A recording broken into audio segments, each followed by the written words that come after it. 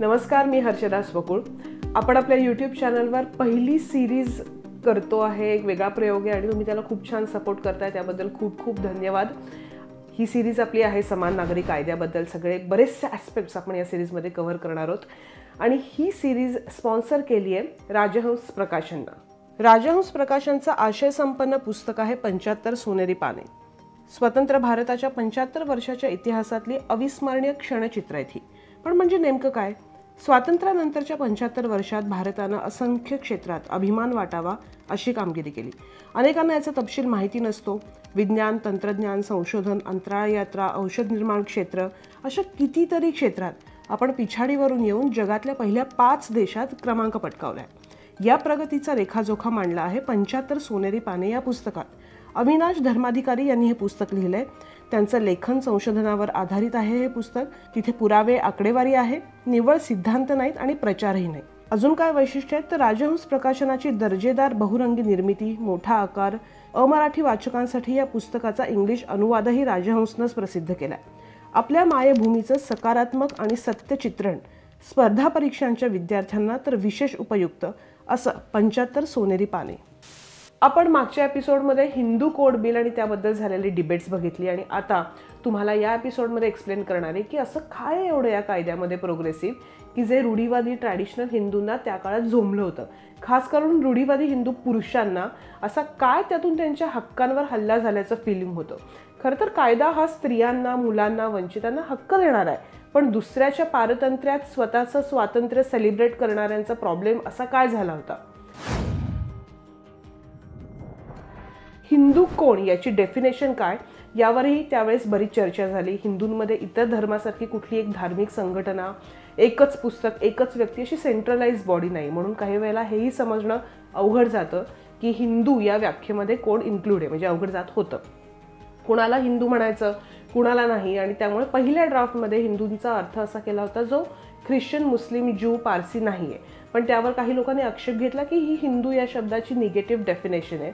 आणि फायनली हिंदू या व्याख्येत कोण येतं? वैदिक धर्म, सनातनी तर आहेच आहेत, त्यासोबतच बौद्ध, जैन, शीख, वीरशैव म्हणजे जे कर्नाटकच्या बाजूला जास्त प्रमाणात दिसतात, लिंगायत, आर्य समाज, ब्रह्म समाज, प्रार्थना समाज हे सगळे इन्क्लुडेड आहेत हिंदू या एका शब्दाच्या किंवा या व्याख्येमध्ये. कोण इन्क्लुडेड नाही आहेत तर अर्थातच मुस्लिम, ख्रिश्चन, ज्यू, पारसी, शेड्यूल्ड ट्राईब्समधले काही हिंदू या हिंदू वर्गापासून बाहेर ठेवले गेले.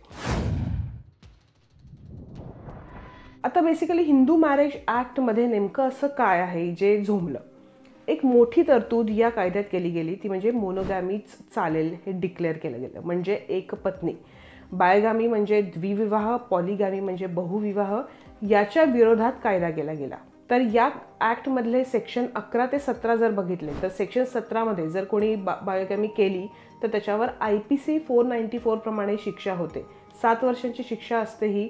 जर बायकोपासून लपवलं तर सेक्शन 495 नुसार ही शिक्षा होते 10 वर्षांची. त्यामुळे या काळात रूढीवादी हिंदू पुरुष प्रचंड चवताळले. आता खरं तर मुस्लिम महिलांनी असं त्या काळात म्हणायला हवं होतं ना की हिंदू महिलांना जे अधिकार मिळतात ते आम्हाला का नाही, करेक्ट? पण झालं उलटं. हिंदू पुरुष असं म्हणायला लागले होते काही की मुस्लिम पुरुषांना 4 लग्नांचा अधिकार आहे तर मग आम्हाला का नाही. पण हिंदू पुरुषांचे असे काय अधिकार मारले जात होते? असे काही त्यांचे अधिकार मारले जात नव्हते, उलट स्त्रियांना अधिकार मिळत होते. इथे एका केसबद्दल जरूर ऐकलं पाहिजे, ते म्हणजे सरला मुदगल केस. सरला मुदगल या कल्याणी NGOच्या प्रमुख होत्या. 1995 सालची ही केस आहे, खूप नंतरची ही केस आहे. त्यात 2 मेन पिटिशनर होते. एक कल्याणी NGO, ही NGO महिलांसाठी काम करणारी NGO आहे, आणि दुसऱ्या पिटिशनर होत्या मीना माथुर, ज्यांनी लग्न केलं होतं जितेंद्र माथुर याच्याशी. आता काय स्थिती झाली होती बघा की मुस्लिमांना बहुविवाह मान्य, हिंदूंना नाही. आता काही हिंदू पुरुषांनी काय करायला सुरुवात केली होती की याचा मिसयूज करायला सुरुवात केली होती. धर्मांतरणाची गोष्ट आहे, जितेंद्र माथुरपासून सुरू होते. तर जितेंद्र माथुरनं काय केलं, एक अजब खेळ खेळला. त्यानं एका हिंदू स्त्रीशी लग्न केलं. त्या लग्नातून त्याला 3 मुलं झाली.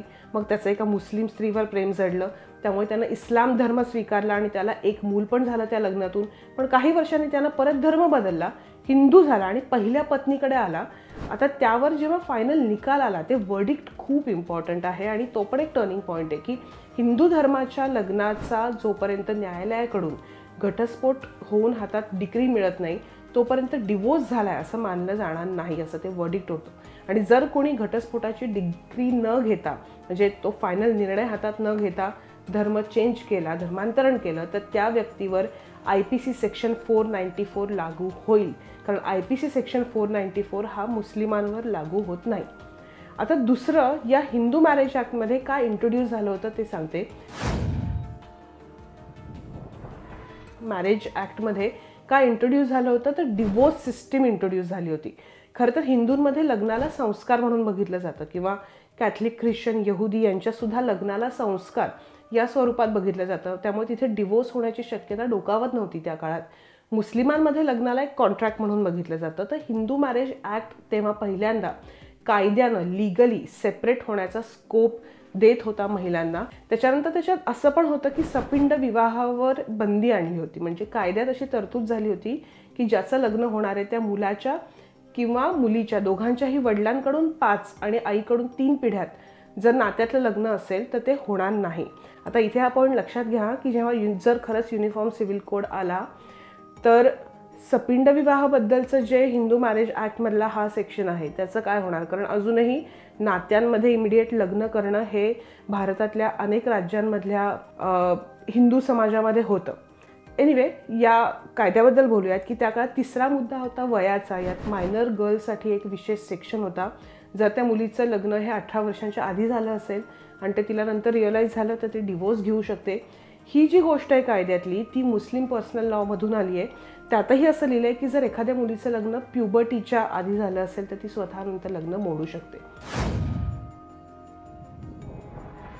Hindu succession act. हिंदू व्यक्तीच्या मृत्यूनंतर त्याच्या संपत्तीचं, त्याच्या ॲसेटचं डिस्ट्रीब्युशन हे कसं व्हावं, इथे 2 पुस्तकांचा उल्लेख जरूर करायला हवा.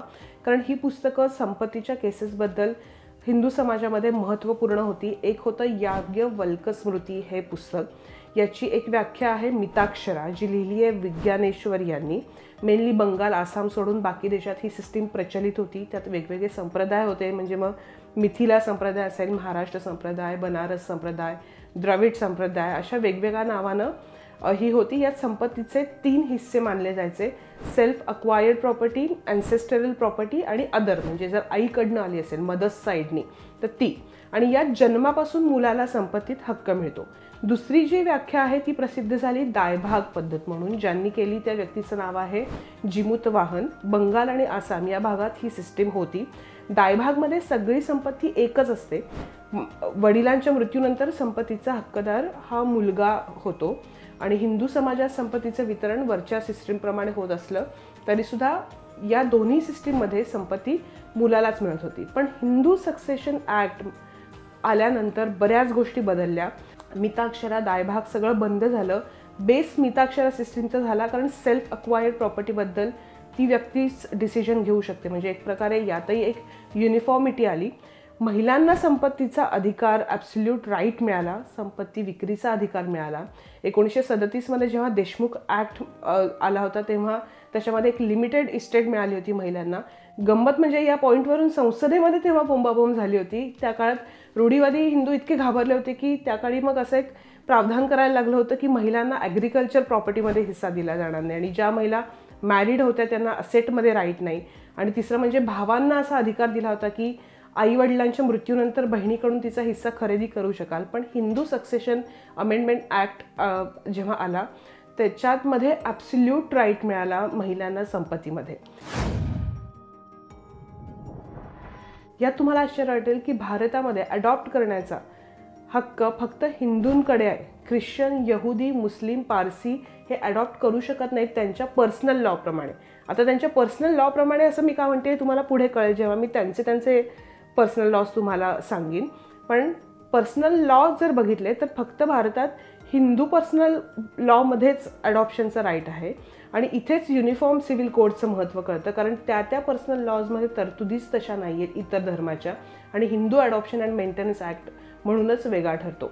याचं एक पटकन उदाहरण देते ते म्हणजे शबाना हाशमी जजमेंट. यामध्ये सुप्रीम कोर्टानं दरवाजे आता उघडलेत खरे पण प्रॉब्लेम आहेत त्यात. कारण बाकी धर्माच्या पर्सनल लॉमध्ये अडॉप्शन ॲक्टच नाही आहे. Juvenile justice care and protection of children act 2000 under कोणत्याही धर्माची व्यक्ती अडॉप्शन करू शकते. म्हणजेच बघा की एक प्रकारे काय झालं, युनिफॉर्म हा ॲक्ट झाला ना, म्हणजे कुठल्याही धर्माच्या व्यक्तीला अडॉप्शनचा अधिकार मिळाला. त्यामुळे to sum it up, Hindu code बिलमध्ये हिंदू हा शब्द जरी असला तरी या कायद्याची भाषा ही युनिव्हर्सल सेक्युलर लँग्वेज आहे. UCCमध्ये हिंदू समाजाचा जो हिस्सा असू शकतो तो या कायद्यांमध्ये जवळपास पूर्णपणे येतोच. आणि आता तुम्ही जर इथपर्यंत बघितलं असेल तर आपण पुढच्या व्हिडिओमध्ये शिफ्ट होणार आहोत, कारण पुढच्या व्हिडिओपासून आपण मुस्लिम पर्सनल लॉजबद्दल बोलायला सुरुवात करणार आहोत. तुम्ही इथपर्यंत हा व्हिडिओ बघताय त्याच्याबद्दल पुन्हा एकदा खूप धन्यवाद. आपली ही अख्खी सिरीज स्पॉन्सर केली आहे राजहंस प्रकाशननं.